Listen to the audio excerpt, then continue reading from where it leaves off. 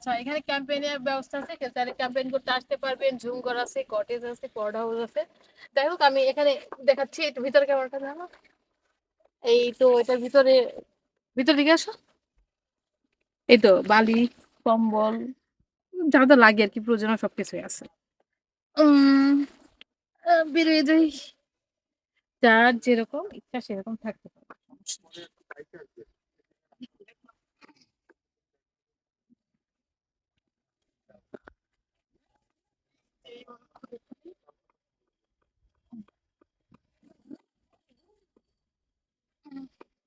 ঢুকে যাবে। তারপরে এটা হচ্ছে ওনাদের মূলত ওই আর কি রিসেপশন, এক কথায় বলতে গেলে। এত বাতাস দেখেন সবাই, কি পরিমাণ বাতাস।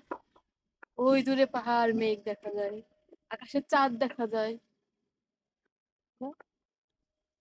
হুম, ঠান্ডা অনেক। কেউ আসলে অবশ্যই অবশ্যই ঠান্ডার শীতের কাপড় নিয়ে আসবেন। এটা হচ্ছে আগুন পাহাড়। পাহাড়ে আগুন। পাহাড়ে শুধু আগুন, পাহাড় জ্বলে গেছে। আচ্ছা, বাতাসটা কিরকম সেটা তো বুঝতেই পারছেন সবাই। সবকিছু জামা, কাপড় সব। Weather is nice.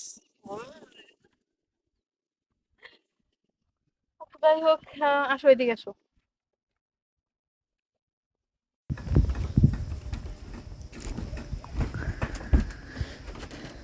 একটু ওই করে রাখো, পোস্ট করে রাখো। দেখো।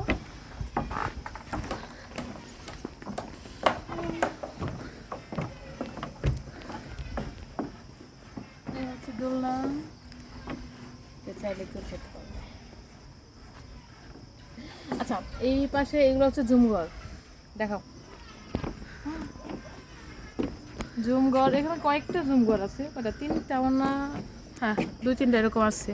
তিনটা। প্লাস হচ্ছে এদিকে ধরো, পড হাউস গুলো এদিকে আসো কাছে। ওই যে দুইটা পড হাউস দেখা যাচ্ছে, এখানে আমরা থাকি, মানে আমরা উঠেছি।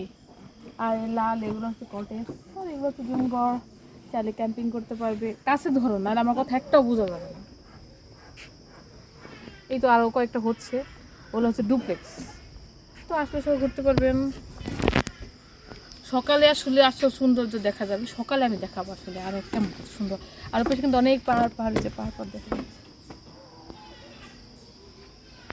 বুঝছো?